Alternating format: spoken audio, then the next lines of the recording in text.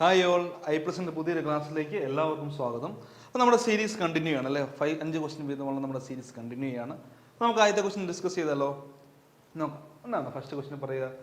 The year in which Matsyafed is registered as A cooperative institution.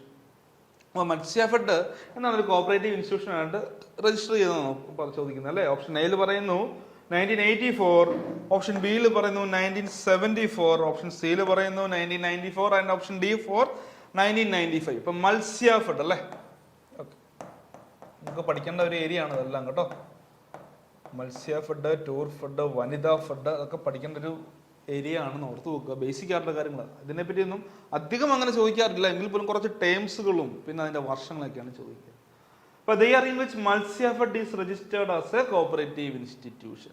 അപ്പോൾ മത്സ്യഫെഡ് ഏത് വർഷമാണ് cooperative ഇൻസ്റ്റിറ്റ്യൂഷനായിട്ട് നമ്മൾ എന്ത് ചെയ്ത് രജിസ്റ്റർ ചെയ്ത്? ഓപ്ഷൻ നോക്കിയാലോ, ഓപ്ഷൻ ഏതിൽ 84, 74, 94 ആൻഡ് 95. അപ്പോൾ വളരെ പ്രോപ്പറായിട്ട് പഠിച്ചില്ല എന്നുണ്ടെങ്കിൽ നമുക്ക് ഒരുപാട് മിസ്റ്റേക്കുകൾ പറ്റുന്ന, അല്ലെങ്കിൽ നമുക്ക് ഓപ്ഷൻസ് തെറ്റിപ്പോവാൻ, മാറിപ്പോകാൻ ചാൻസ് ഉള്ള ഒരു ക്വസ്റ്റ്യൻ ആണിത്. ഓപ്ഷൻ ഏതാണ് വരിക? 1984 ആണ് കേട്ടോ. അപ്പോൾ മത്സ്യഫെഡ് ഓർത്ത് വെക്കുക, മത്സ്യഫെഡ് രജിസ്റ്റർ ചെയ്തെന്നാണ് 1984, 1984 മത്സ്യഫെഡ് രജിസ്റ്റർ ചെയ്തിരിക്കുന്നത്. The year in which Matsyafed is registered as A cooperative institution ആയിട്ട് രജിസ്റ്റർ ചെയ്തത് 1984. എല്ലാവരും പഠിച്ച 1984, 1984 എന്ന് ഓർത്ത് വെക്കുക. Okay, clear. അടുത്ത ക്വസ്റ്റ്യൻ, ഇത് നിങ്ങൾക്ക് കേട്ട് പരിചിതമുള്ള ക്വസ്റ്റ്യൻ ആണ്. ഫോറിൻ കോർപ്പറേഷനിലെ ഇമ്പോർട്ടൻ്റ് ചോദ്യം കൂടാണ്. Who started urban banks in Italy? അപ്പം ഇറ്റലിയിൽ അർബൻ ബാങ്ക്സ് സ്റ്റാർട്ട് ചെയ്തവരാണ്. Option A doctor William King, option B Luigi Luzzatti, LUIGY കേട്ടോ, Luigi Luzzatti. Option C Quattrocchi and option D Robert Owen. അത് answer വരിക. അപ്പോൾ ഈ അർബൻ ബാങ്ക്സ് അല്ലേ, urban banks വളരെ പ്രധാനപ്പെട്ട, നമുക്ക് ഒരുപാട് പഠിക്കാനുള്ള ഒരു ഏരിയ ആണ് അർബൻ ബാങ്ക്സുകളെ പറ്റി. എന്താ അർബൻ ബാങ്ക്സ് എന്ന് പറയാണ്? ബർത്ത് പ്ലേസ് ഓഫ് അർബൻ ബാങ്കിന്റെ ബർത്ത് പ്ലേസ് എവിടെയാണ്? Birth place of urban bank എവിടെയാണ്? ജർമ്മനിയാണ് അല്ലെ. ജർമ്മനിയാണ് അർബൻ ബാങ്കിന്റെ ബർത്ത് പ്ലേസ് എന്ന് പഠിക്കുന്നത്. ഫാദർ ഓഫ് അർബൻ ബാങ്ക്സോ, അർബൻ ബാങ്കിന്റെ പിതാവ് ആരാണ്? Father of urban bank. Urban ബാങ്കിന്റെ പിതാവ് ആരാണ്? ഷൂൾസ് ആണ് അല്ലെ.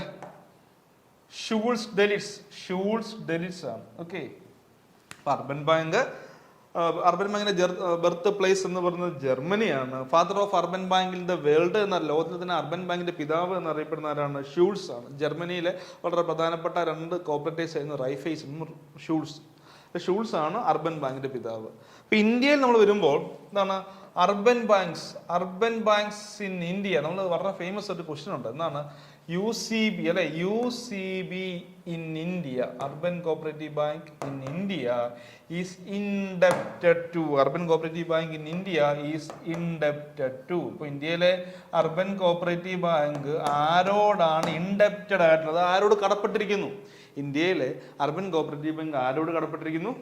അതിന്റെ ആൻസർ വരുന്നത് എന്താണ്? ഞാൻ ജസ്റ്റ് ഈ അർബൻ ബാങ്കിനെ പറ്റി പറഞ്ഞപ്പോൾ മനസ്സിൽ തോന്നിയ കുറച്ച് ക്വസ്റ്റ്യൻസ് പറഞ്ഞല്ലോ കേട്ടോ.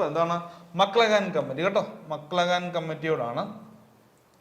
മക്ലഗാൻ കമ്മിറ്റി 1914 അപ്പോയിന്റ് ചെയ്ത് 1915 റിപ്പോർട്ട് സമർപ്പിച്ച മക്ലഗാൻ കമ്മിറ്റി അല്ലെങ്കിൽ ഇമ്പീരിയൽ കമ്മിറ്റി ഓൺ കോർപ്പറേഷൻ ആണ് അർബൻ ബാങ്ക് തുടങ്ങിയ കാര്യങ്ങളൊക്കെ. അർബൻ ബാങ്ക് കുറെ റെക്കമെൻഡേഷൻ ഉണ്ട്, അതിൽ വളരെ ഫേമസ് ആണ് അർബൻ ബാങ്ക്. ഇപ്പൊ ഓർത്ത് നോക്കുക, urban bank in India is indebted to Maclagan committee. ഓർത്ത് പോകണം കേട്ടോ. ജസ്റ്റ് ഞാൻ മനസ്സിലോർത്തപ്പോൾ പറഞ്ഞതാണ്. പിന്നെ അർബൻ ബാങ്ക് അറിയുന്ന റൊമാൻസ് ഓഫ് കോർപ്പറേഷൻ അല്ലെ.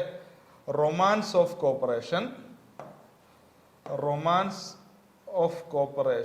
പിന്നെ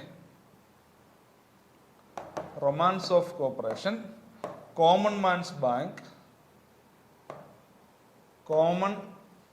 romance of corporation, common banks bank, brightest spot in cooperative movement. Brightest spot അല്ലെ, ബ്രൈറ്റസ്റ്റ് സ്പോട്ട് എന്നൊക്കെ അറിയപ്പെടുന്ന അർബൻ കോപ്പറേറ്റീവ് ബാങ്ക് ആണ് കേട്ടോ. Romance of corporation, common man's bank, brightest spot, town bank എന്നൊക്കെ അറിയപ്പെടാറുണ്ട്. ഇതെല്ലാം അറിയപ്പെടുന്ന അർബൻ കോപ്പറേറ്റീവ് ബാങ്ക് ആണ്. അപ്പൊ റൊമാൻസ് ഓഫ് കോർപ്പറേഷൻ എന്നറിയപ്പെടുന്ന അർബൻ കോപ്പറേറ്റീവ് ബാങ്ക് ആണ്. ഓർത്തോണേ, റൊമാൻസ് ഓഫ് കോർപ്പറേഷൻ എന്നറിയപ്പെടുന്ന അർബൻ കോപ്പറേറ്റീവ് ബാങ്ക്. എല്ലാം എഴുതി എടുക്കുക. Romance of corporation, urban cooperative bank.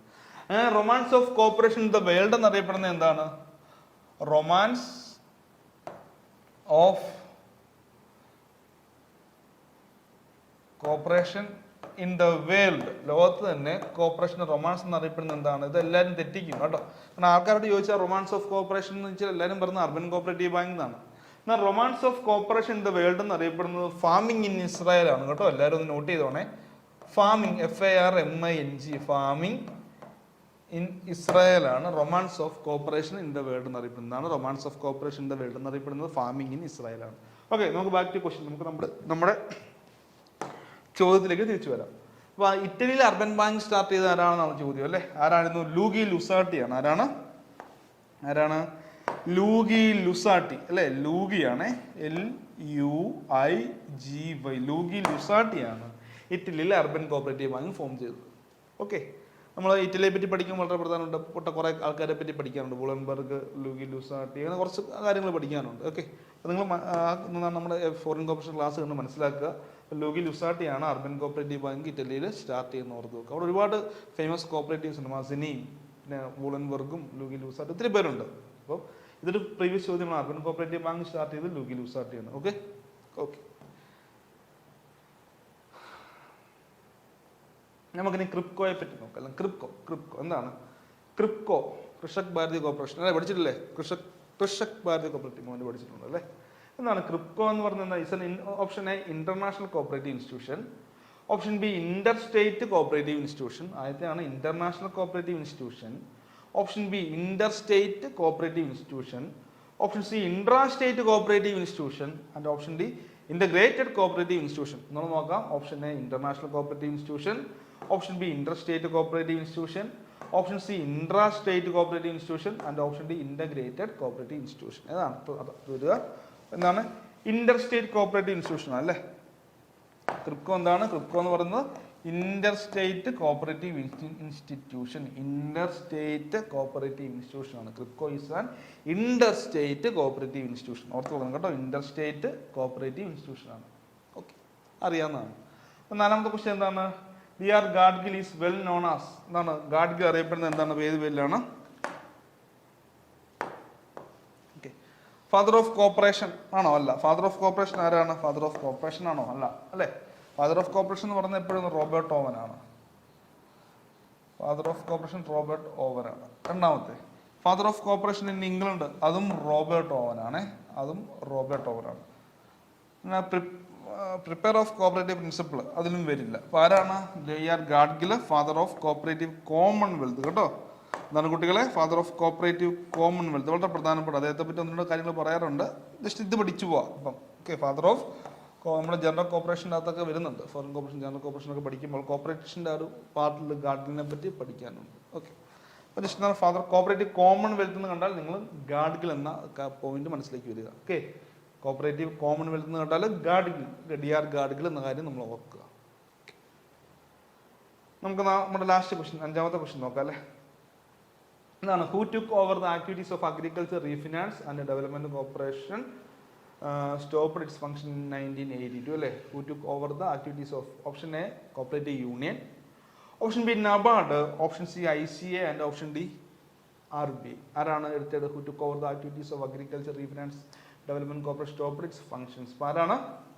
പഠിച്ചിട്ടുള്ളതാണ്. നമ്മുടെ ട്രാഫിക് കമ്മിറ്റിയുടെ റെക്കമെൻഡേഷൻ പ്രകാരം വന്നല്ലേ.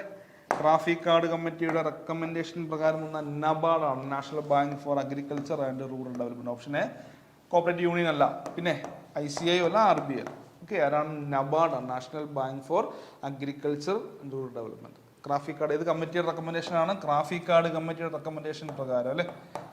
ട്രാഫിക് കമ്മിറ്റി അല്ലെങ്കിൽ ബി ശിവരാമൻ കമ്മിറ്റി എന്ന് ഓർത്തു വെക്കുക. ഓക്കെ, നമുക്കറിയാവുന്ന കാര്യങ്ങൾ തന്നെയാണ്. നബാർഡിനെ പറ്റി എല്ലാവർക്കും അറിയാം അല്ലെ. നബാർഡ് എന്ന് പറഞ്ഞാൽ എന്താണ്? നാഷണൽ ബാങ്ക് എന്നറിയപ്പെടുന്ന നബാർഡും നേഷൻസ് ബാങ്ക് എന്നറിയപ്പെടുന്ന RBI. ഓർത്തോണം കേട്ടോ. നാഷണൽ ബാങ്കും national bank NATIONAL national bank എന്നറിയപ്പെടുന്നത് നബാർഡാണെങ്കിൽ nations bank NATIONS nations bank എന്നറിയപ്പെടുന്നത് RBI ആണ് കേട്ടോ. നബാർഡിനെ പറ്റി പഠിക്കാനുണ്ട്, വളരെ പ്രധാനപ്പെട്ടതാണ്. നബാർഡിനെ പറ്റി പഠിക്കാനുണ്ട്, നിങ്ങൾ പഠിച്ചോണം. നമ്മുടെ കോർപ്പറേഷൻ വരുന്നതാണ് നബാർഡ്. ട്രാഫിക് കമ്മിറ്റി വളരെ പ്രധാനപ്പെട്ടതാണ്. അപ്പോൾ ഇതിൻ്റെ ഫംഗ്ഷൻസ് ഒക്കെ എന്താണ് നമ്മൾ കവർ ചെയ്യുന്നുണ്ട്. ഓക്കെ, ഈ ഫംഗ്ഷൻസ് അഗ്രികൾച്ചർ റീഫിനാൻസ് കോപ്പ് ഡെവലപ്മെൻറ്റ് കോർപ്പറേഷൻ്റെ ഫംഗ്ഷൻസ് ഒക്കെ എന്താണ് കംപ്ലീറ്റ് ചെയ്തിട്ടാണ് നബാർഡ് ഫോം ചെയ്യുന്നത്. നിങ്ങൾക്കറിയാം ആ ഫംഗ്ഷൻസിനെ പറ്റി കാര്യങ്ങളൊക്കെല്ലാം നിങ്ങൾ വളരെ വിശദമായിട്ട് പഠിച്ചിട്ടുണ്ട്. ട്രാഫിക് കാർഡ് കമ്മിറ്റി പഠിക്കണം, നബാർഡും പഠിക്കണം. നമുക്കിപ്പോൾ എല്ലാ കാര്യങ്ങളും വിശദമായിട്ട് ഡിസ്കസ് ചെയ്യാൻ പറ്റാത്തതുകൊണ്ടാണ് ഞാനത് അതിലേക്കൊന്നും അധികം പോകാത്തത്. ഓക്കെ, എന്ത് ചെയ്തു, നമ്മുടെ 5 ക്വസ്റ്റ്യൻ നമ്മൾ ഡിസ്കസ് ചെയ്തു. കാര്യങ്ങൾ നിങ്ങൾക്ക് മനസ്സിലായെന്ന് വിചാരിക്കുന്നു. നിങ്ങൾ ഷോർട്ട് നോട്ടുകൾ പ്രിപ്പയർ ചെയ്യണം. പഠിക്കുന്നതിൻ്റെ ഒപ്പം തന്നെ നിങ്ങൾ ഷോർട്ട് നോട്ട്സുകൾക്ക് പ്രിപ്പയർ ചെയ്യണം. എല്ലാ കുട്ടികളും ഷോർട്ട് നോട്ട്സുകൾ നിങ്ങൾ ഓരോ ടോപ്പിക്ക് കഴിയുമ്പോൾ ഷോർട്ട് നോട്ട്സുകൾ പ്രിപ്പയർ ചെയ്തിട്ട് അവസാനം ഒരു 10-25 ദിവസം ആ ഷോർട്ട് നോട്ട്സ് കൂടെ തന്നെയൊക്കെ ആയിരിക്കും നമ്മുടെ പഠനം മുൻപോട്ട് പോകേണ്ടത് കേട്ടോ. Okay, thank you. അടുത്ത ക്ലാസ്സിൽ കാണാം.